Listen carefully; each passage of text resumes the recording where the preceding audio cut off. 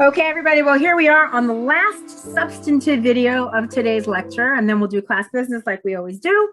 So, starting today in this last video and then moving forward in the next several classes, we are going to talk about specific personality characteristics that have been studied at length with regard to how they relate to and predict specific health outcomes. So, on slide number 16, I want to just introduce you to the list of characteristics we're going to be covering in this unit.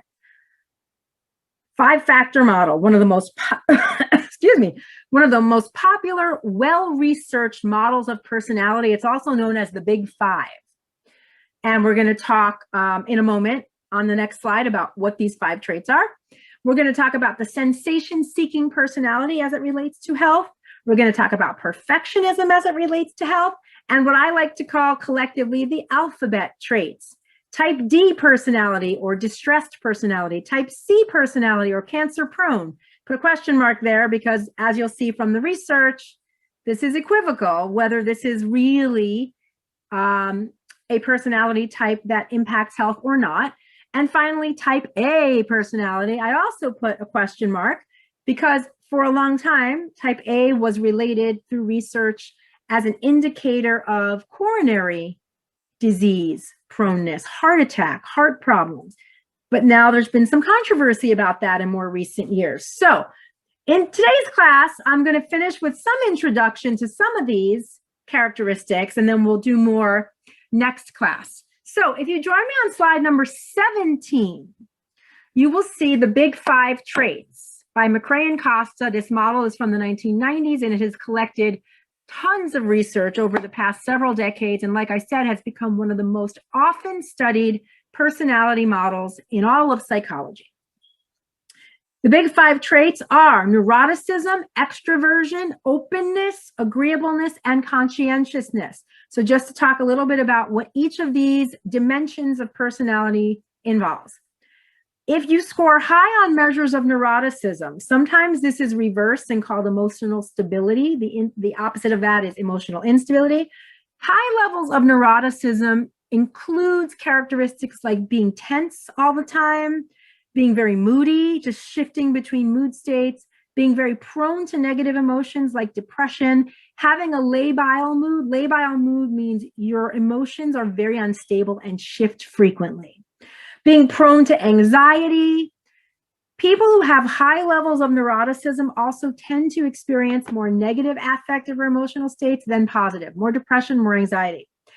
Second characteristic or dimension is extroversion. This is related to something called surgency. Surgency is a trait aspect of emotional reactivity, wherein a person tends to have very high levels of positive affect.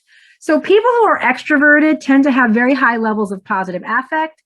The broad dimension of extroversion involves specific traits like being talkative, being sociable, being energetic, and being assertive and socially dominant. Number 3 in the Big Five, openness. Sometimes this is called imagination. This includes traits like having very widespread diverse interests, people who like music, sports, people who like to read, people who like to exercise, like just very diverse in one's interests and pursuits, being highly creative and imaginative, being independent minded, having people, people who sort of march to the beat of their own drum. That would be somebody who's high levels of openness. They do their own thing. They don't follow the crowd, and very insightful, very intuitive, very reflective. The next characteristic of the 5 studied in the Big Five traits is what's called agreeableness. This includes traits like being very sympathetic to others, being very kind, trusting others very easily, being very cooperative in nature, and very affectionate. And last but not least, an important characteristic for health, as we'll find out, conscientiousness. People who score high on measures of conscientiousness tend to be responsible, very dependable, very orderly, very organized. They're very thorough in everything they do and very planful. These are the kind of people who always make a plan in advance, very structured in everything they approach. Now, for our purposes in this unit, in this class, most health-related studies relating personality to health have focused on the predictive value of neuroticism, extroversion, and conscientiousness. So you'll see moving forward, we're going to talk more about those studies as they relate to health outcomes than the other two characteristics. We might talk about them here and there, but those three have the most research behind them.